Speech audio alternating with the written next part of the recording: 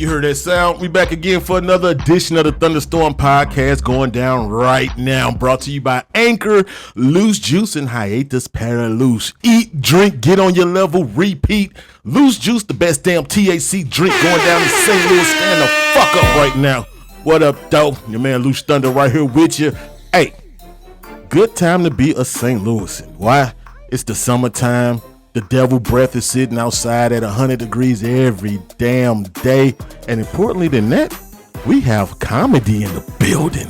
Jevon Westmoland is in the building. What up, though, bro? Hey, what up, St. Louis? What's good? And welcome to the Thunderstorm Podcast, my guy. Hey, man, thanks for having me, man. Appreciate you, man. Jevon, man, we've been kicking it for a long time in the Lou, man. Man, long ass time. We go back to the early days. Yes, sir. Was that like late 90s?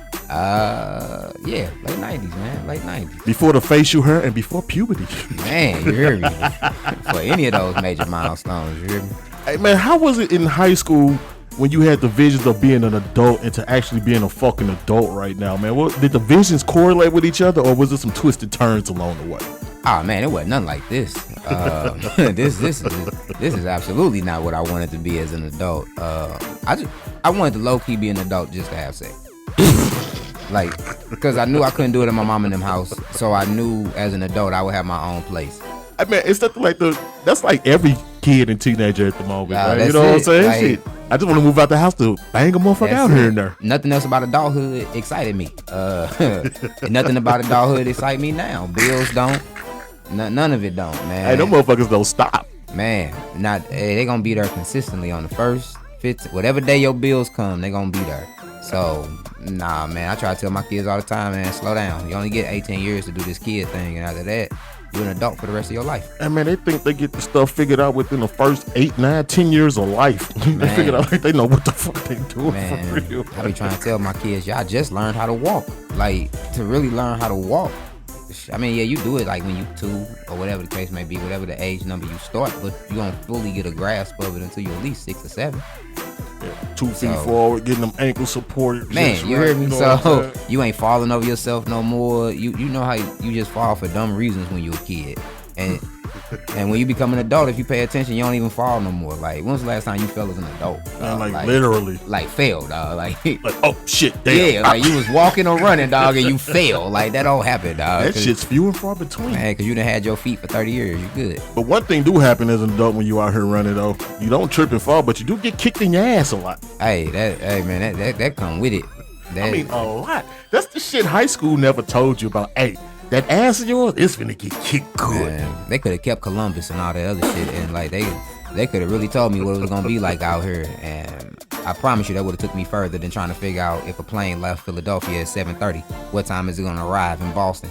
Like, I could have did without all that bullshit. Man, all of it. I mean, have you ever applied the quadratic formula of equation in any point of your life, friend? Man, you see what I'm doing for a living. So I ain't even applied much English in what I do. So, hey man, after you graduated, man, what happened after graduation? What you fall into, my guy?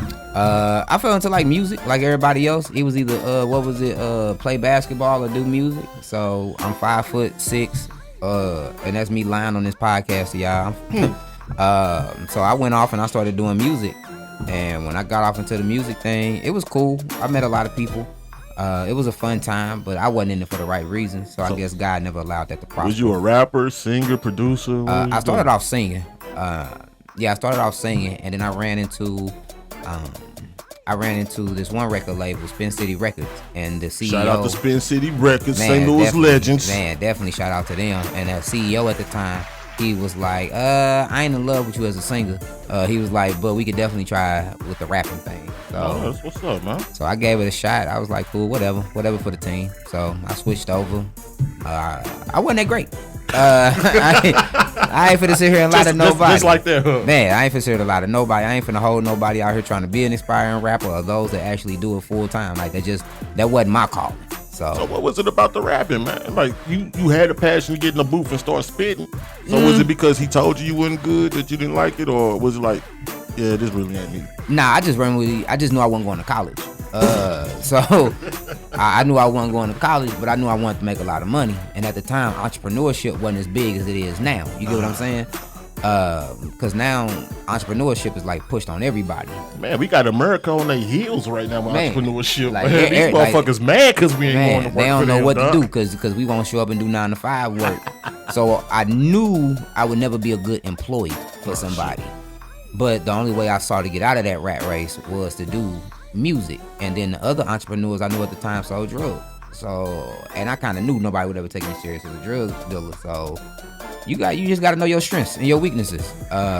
So I led into music, which I thought was a strength. And music, man, but it is the key. Everybody in St. Louis got a motherfucking song in them, man. Man, everybody. I don't give a damn who you are. Everybody got at least one of them motherfuckers. Yeah, absolutely. And I think I did put together a freestyle before where I took like all the record labels at the time and I put them into a freestyle. So I think that was probably like my best piece of work that I've ever done as a musician. So what's some of the artists that you worked with when you was out here, bro? Just the ones on the label. I bumped into a lot of people. Like, you know, I bumped into the Record Puffs at the time. He changed his name, can't remember. What up, Rebel Zeus? There we go. Yeah, that's it. I bumped into him in his camp. I was around a lot of major acts that came to the Spotlight or whatever the case may be. I got to be around the motherfucking Spotlight. Man, you hear me? That was the spot. I got to be around Tip. I got to be around Chingy when he was Chingy, not when he was coming up. Like when he actually had his deal. Oh, he was hot Chingy. Man, like then I bumped into Nelly once when I went to a strip club. It wasn't even music related. It was my 21st birthday. And we was walking in the strip club and they was coming out the strip club. And that was like the closest I think I got to them. Hey, speaking of Nelly, it's something I heard about Mo. Well, not even by him. He was referenced in a post recently I saw online. And it said that there'll never be another artist out of St. Louis to reach the success Nelly had. What's your thoughts on that one right there, bro? We talking about musically or just musically? Musically, I think I would have to stand by that because I think it was a lot of lightning in a bottle.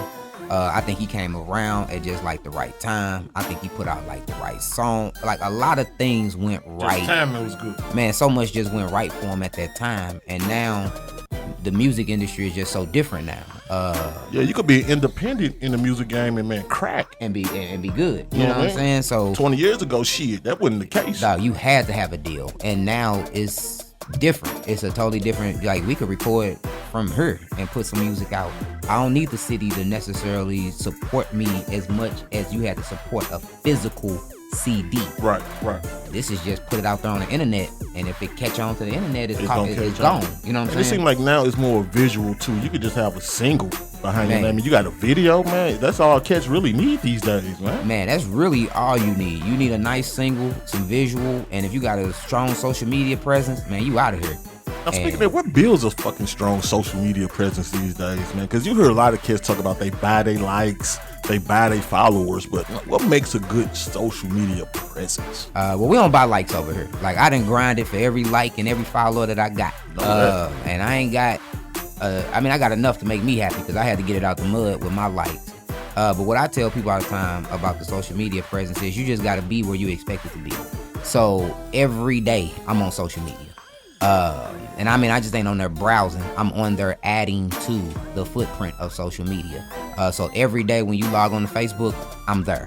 Like, you're going to see a short video that I made. Hey, you want to speaking of that, man? I known you since early days, even before Facebook. But on the book, man, I used to look forward to turning that motherfucker on and see what hat my nigga is wearing each day, dog. Man. Hey, because that's how I remember seeing you really start to take off. Man. It was the goddamn hat game at a boutique, man. Talk to us about that, bro. Man, so what that was, man, I just always try to look at how can I get in this lane and do something that maybe everybody else ain't doing. Like, what can I do to make me stand out? Because the faster you can find that, then the faster you kind of accelerate past everybody else. Oh, yeah. So I was just I always do like a lot of homework first. So I was just kind of looking around, seeing what other people was doing as far as the boutique. And what made this one different was I was a male in the space, and there wasn't many men in the space. So boutiques are mainly female-dominated areas? For the most part, it feels like it is. From my homework, most of the ones I know are female-dominated. Yeah, it may be a couple here or there that have men attached to them, right? But most of it is female-dominated. So that's what's up, man. So yeah, it was just a matter of just trying to find my own space, man, trying to get in somewhere differently. I know I can dress, humble brag. Like I know I can dress. Like I knew I was fashionable. I knew I could put pieces together. So, but I also knew I was funny and creative. So I tried to implement all of that into what was going on. Damn, man, that's dope, and man. That's so dope. So it's like putting that genie in the bottle and letting it work its magic on this one course right here. Absolutely. And then I knew every day I had to be on social media, so y'all saw me in the hats. Y'all saw me, and that's in the what made it work, and, man. Because it made us intrigued about the boutique itself, man. Because it was like, damn, that's where them hats at, bro. Right. So you got one in my size and stuff, like. Man, and I got a lot of calls about that, like a lot of calls about hats, and I mean. So what made it specifically be hats? Was it something that just happened, like I'm gonna wear a different hat each day to promote the boutique? It just went with the fit at the time, or was something planned out? Like I'm gonna showcase these motherfucking hats. Man, so it's a woman's boutique. So my wife just sells women's clothing. Okay. So the only thing that was in there really unisex that I can get down with was the hats. The hats was really the only thing that I could put on my head. Damn. So I had to figure, all right, this what you got. This what you got to work with. How do you make it work for you? So I just was like, all right, we're going to flip these boys. We're going to make them work. We're going to show them with like puffy vests. We're going to show them with button downs. We're going to show them with white tees. I think I wore a hat in almost every possible way you can wear a hat. You did. Hey, fuck Cam Newton, man. You took it to a whole other level. Before Cam, I was definitely doing it before Cam, man. And it was cracking. Like it picked up. We were selling a nice amount of hats, which was definitely appreciated for the city coming out and supporting on that, man. So no doubt, man. So, I appreciate you every day with the content on them hats, man. Man, hey, it be work though, man. Like I don't ever want nobody to think like. So was it like, hey, I need to create this content for the boutique? Do I need to create this content for the hats, or is this just something I need to do, period, for my business, because this is who I am? So let me throw something on her every day that's new and fresh. Man, I think it wasn't necessarily for me, because I didn't really have a business at the time. I was just being a team player, trying to move the ball with the boutique that we had going on. Straight out the press on St. Charles Rock Road, y'all. I was just trying to move the ball on that, but I was just like, how do I move it? How do I help? Like, what are people interested in me about? And it was just that I was on Facebook every day clowning, doing what I do. So I said, cool. Let me just keep doing that. Like, let me just stay in my lane, and that's it. I never tried to play nobody else's lane. I just always. Oh, you definitely did, you. Man, and that was it. I just always did what worked best for me. And sometimes, at first, when you start, people may not see it. It may not catch on. But I know like I said, if I'm there every day like I'm supposed to be, then eventually it'll start to do what it's supposed to. Yeah, I'm going to take a quick time out real quick, because goddamn, man. See, that's why I hate being on the bottom floor in the apartment, man. Fuck kids, man. Fuck the kids. Goddamn. Sit your motherfucking ass down, man. Like it's motherfuckers that live up under you, man. You see them like... Hey, them kids upstairs playing kickball. You hear me? All this fucking yard outside. They got a goddamn soccer tournament going on upstairs. Shit. Hey, but man, the boutique still popping to this day right now, right? Yeah. Things still going well. She over there doing really good. Wife doing real good. Numbers are doing good. I'm always proud to see her growth in that space, because it's a hard space because there's so many boutiques. So I mean, it exploded here in St. Louis, man. Like wildfire. Not knocking nobody hustle, because this is hustle city, and the lanes are so jam packed. Mm-hmm. But damn, it was a boutique popping up every other day, left and right. Like right when the mall starts shutting down and shit, that's when the boutiques start popping up. Some with some nice stuff, some with some. Yeah, so it's definitely. It's like definitely hard to like try to. I ain't gonna say it's definitely hard trying to stand out in that space, because so many of the clothing pieces end up looking alike.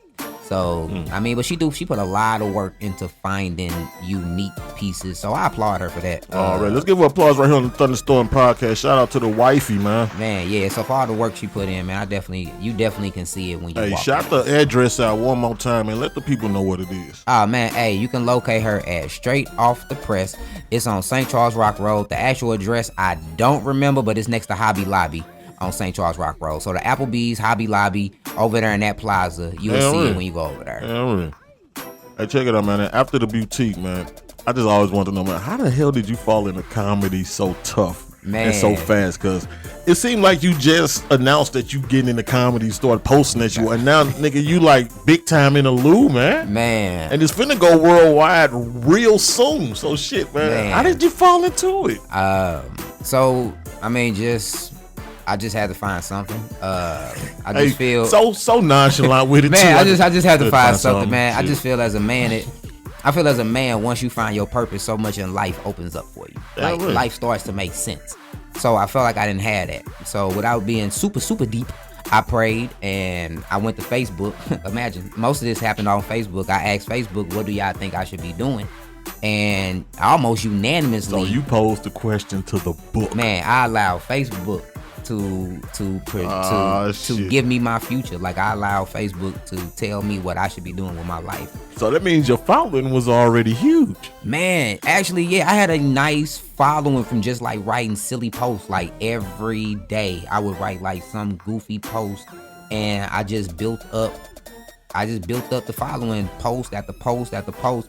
So I guess low key I've been writing comedy for years. Just didn't give it its title. It was just always in you. It was just always, I'm just gonna write this post. But it came a point to where you say, you know what? Let me stop being funny on the book and let me get on this motherfucking stage. So, man. And I know that transition got to be scary. It got to be exciting, man. What was the emotions and range behind that? Man. Okay, so it was super. Okay, so it was super. It was scary because it was new. Right. Because I never done it. I did music, which put me on stage, so I kind of knew what to expect, I was cool with that. But when I said I'm gonna step out into comedy, it was kind of like, yeah, this is different. You ain't never done this before. You make people laugh, but I tell people all the time, comedy is a on-demand type laugh. It's as soon as I call your name to this stage, you gotta be funny. This ain't no me and you riding around the city all day and I crack a joke here or there. You gotta come with it as soon as you hit that motherfucking stage. Instantaneously, you better be funny when I call your name, or it's a rap. So my very first time getting up there, like, again, not to be too deep spiritually, but man, as soon as I touched the microphone, I just heard something say like "Welcome home," and as soon as I felt that and heard that, man, it's just been like go time from there. Like, I still get nervous before certain shows. That happens though. Yeah, and it's just because I want to give a good performance. Like, I just want people to enjoy when they come out and see me. It's not necessarily, oh, I hope they laugh, or it's just, hey, I hope I do good to be pleasing to the people that have paid to come and see me, because, you know. So what was your first stage experience? Where was you at, bro? I was at the Helium Comedy Club in the Galleria. Hold on. So your first time on stage doing this thing, man, you at the Helium? Yeah, I was at the Helium, man. It was an open mic. You know, Nice. it was an open mic. It was October 22nd. Yeah, no, it was October. What was my first? Yeah, October 20th. It was October 20th. That was the first day. What was the year? This year, to 2022. 2022 was the first time up there. So I only been doing comedy for like 8 months. And he hot as hell in St. Louis right now, man. Hey, this dude and I ain't appreciate the everywhere. love. I do appreciate them. Shout out to you, buddy. Man, yeah, I ain't been doing it. You know, it's just like I say, when you get where you supposed to be, like when you in your purpose, things just start working out for you, man. And the Helium is a legendary club in St. Louis, man. Yeah, hey, it brings nice a lot, and intimate, man. A lot of intimate people, a lot of great settings. I mean, a lot of talent come through there, and it's just, if you're trying to get on, that's a spot that you need to kind of be at. In that room. You gonna throw the game out there like that? Man, I'm trying to help anybody, man. Anybody trying to do this, I'm always open to try to, help in the best way I can. Hey, check it out. Before we talk about your first experience on stage, we're going to take a quick break, man, and pay a little dues and get these sponsorships out the way, man, because I'm sponsored now. That's what's up, boy. You know what I'm saying? Loose Juice sponsored. Divine Scales is in the building. Good old Sweet Meats in the building. Hey, what up to you, Anchor, man? We're going to take a quick break. We coming right back with more with Jevon Westmoland in the building. It's the Thunderstorm Podcast going down right now. Hold on, motherfucker.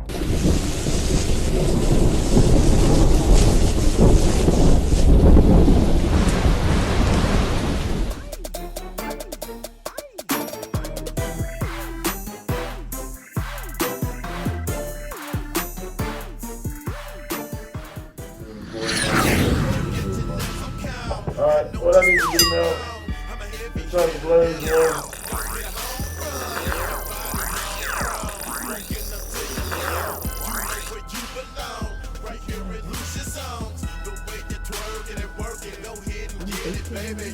Huh?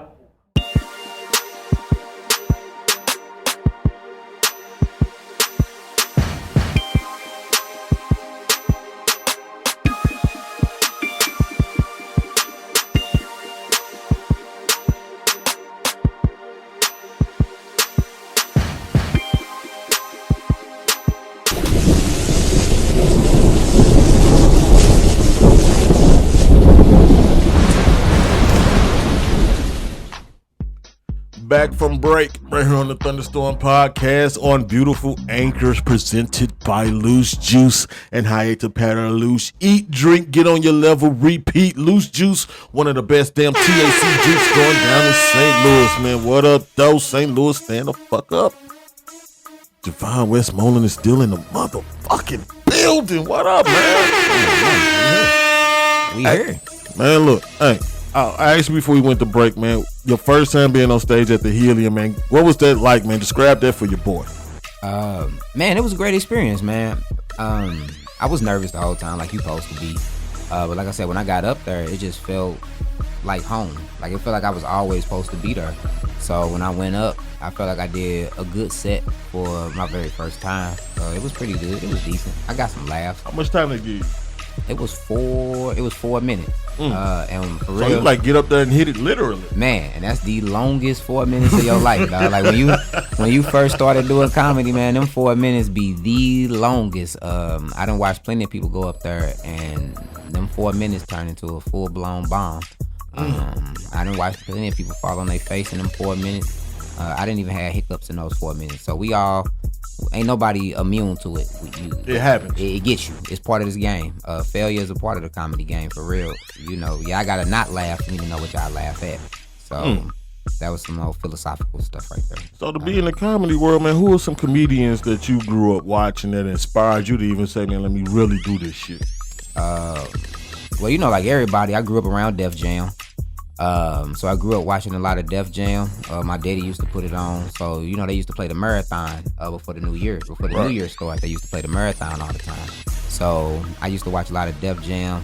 My dad used to play Kings of Comedy like every day when they first came out. So he worked overnight. So on my way out to school in the morning, he used to always be playing the Kings of Comedy movie. And I used to always leave either on Cedric part, DL. It was always one of their parts.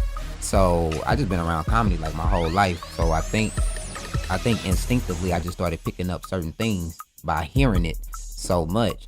But a few of my favorites is definitely the Mac Man. You know, Bernie Mac. Shouts out to him.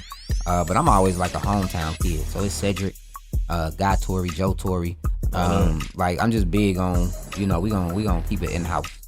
You know, we gonna respect those. We gonna respect those at the crib that did it. Cause the who?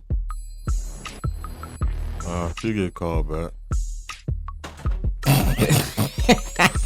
Hey man, I wish y'all could see what's going on over with this camera, man. Like they is trying to get this camera together over here. You hear me? Hey, what's funny, man? That flip wasn't like somebody hit their face on the ground on YouTube, right? Man, there. Shouts out to you for doing that. Man, they is throwing this camera all around over here, but nah, it's cool, man.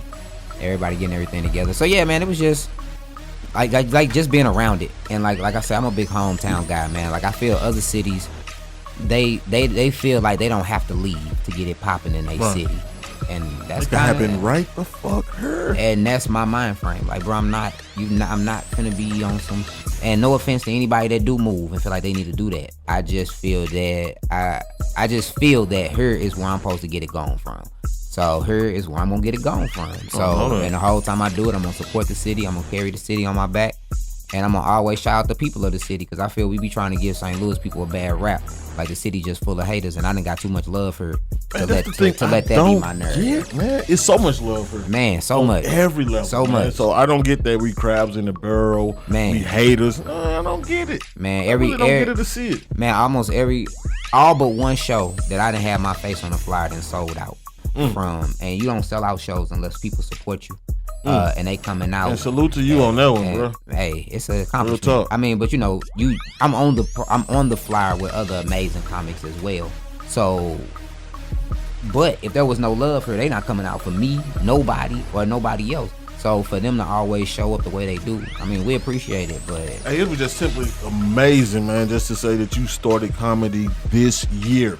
And this year hasn't even been completed yet, and yet you're a household name, man. Social media superstar in this motherfucker. So it's like, man, how has that been on that ride, bro? Man, it's definitely been something to get used to, dog. I ain't gonna even lie to you, dog. I'm not gonna lie to you because you go from everybody that speak to you in your life, you know them. Like personally, I know where I know you from. Right. I met you, I know that. To people talking to you now and you don't have a clue where they know you from, but they know you. Right. Like I had a guy at the hotel the other day. I had to move a cone out the way because I was trying to, drive through somewhere. And, he was telling me, hey, you can't move that cone. And when he heard my voice, though, he was like, hey, you sound familiar.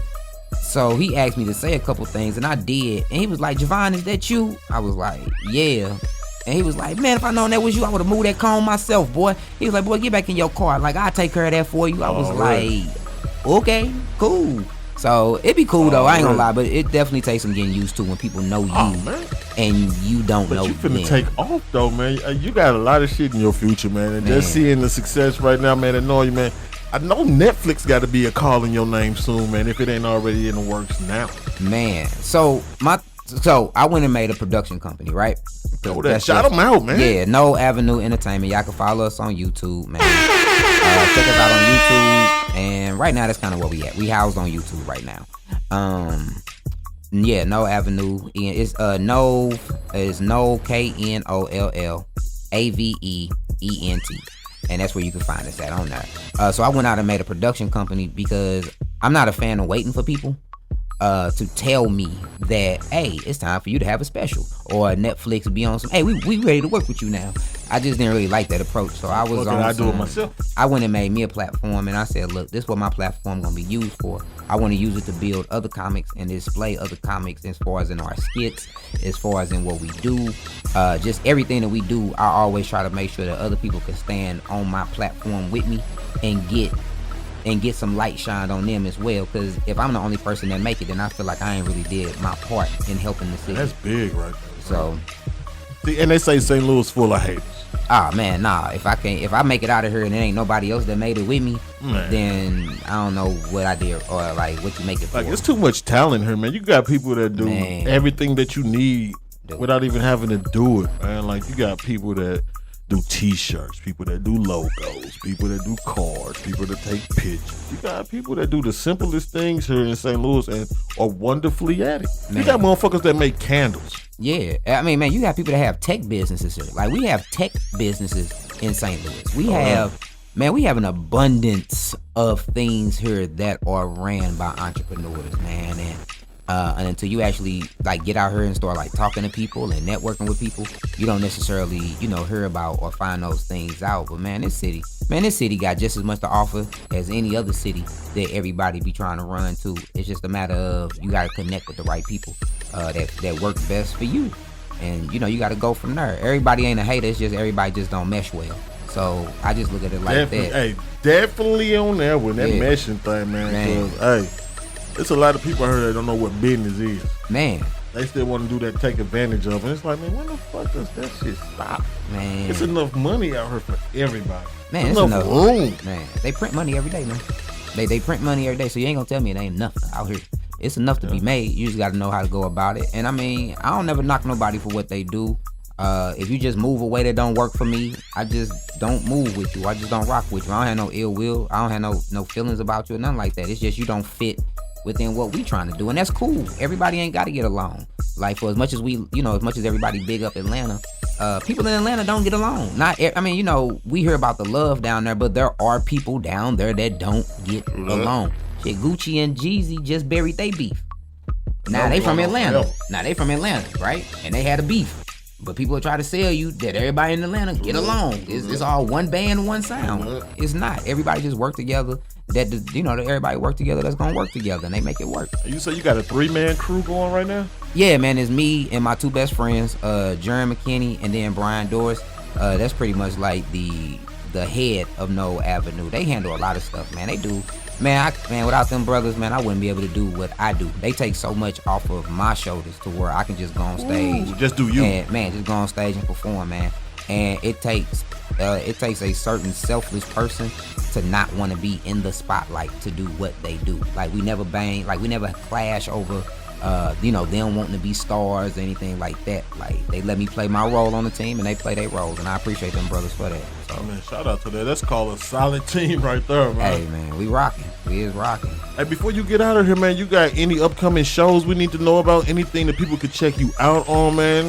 Let us know. Yeah, well, I'm out of town, so I won't be in town doing shows for until I'm booked on one. So I don't know when that's gonna be. Whatever. But that is what it is. But I'm out of town right now, which is always a blessing. I'll be in Atlanta August 11th doing some competition down there. So wish me luck on that. Let me see. Y'all can follow me on all my social media platforms. On Facebook is Jevon Westmoland. That's JeVonWestmoland. On everything, every other platform is Jevon 314, JEVON 314. Let me see. Shouts out to Big Bro Jason Jenkins. That's my mentor right there.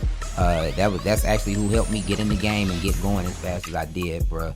I had Jason, and then I had Willie C. That's Big Bro right there too. So them two cats right there. Shout out to Willie C in this building too, man. What up with you, bro? So yeah, them two, man. Without them two, dog, I probably wouldn't be as far or as fast as I got here without their tutelage and them guiding me and making sure that I don't run into a lot of potholes that a lot of new people run into. So it's not just me. So that's what's up. They looking out for everybody that's coming in too. Man, it's not absolutely, like I'm here man. and earn your spot and get her. Oh no, man, absolutely, man. Them two brothers right there, man. If you serious about this, they doors open for you to be able to hit them up, call them, or whatever the case may be. But with them both being professionals at what they do, if you're not serious, then they gonna definitely disattach themselves from you. So I am very blessed that I get to call them brothers my bros, and that I get to call them whenever I want and bother them about anything. So, cause that's what I do. I hit them up if I got a question, whatever the case may be.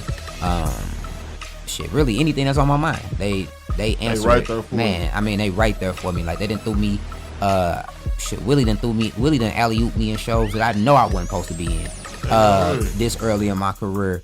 And I appreciate him for that, because I showed up and I did to the best of my abilities, which I believe turned out pretty good. But I appreciate him for that. Jason was the first person to take me out of town. So, I mean, they both making sure that, that I'm doing what I'm supposed to do. That, man. Shout out to you, Jevon Westmoland. Thanks for coming on the Thunderstorm Podcast, my guy. Oh, no problem, man. Thank you for having me. Again, Jevon Westmoland, thanks for coming on the Thunderstorm Podcast. Hey, man, thank you for having me, man. It's been a blast, man. Already, man. Hey, check it out. This is going to do it for this edition of the Thunderstorm Podcast, presented by Loose Juice and Hiatus Pepperlouche, man. Hey, check us out on Facebook, too, and on YouTube. It's the Thunderstorm Podcast, man. Hold on, motherfucker. We be right back next week.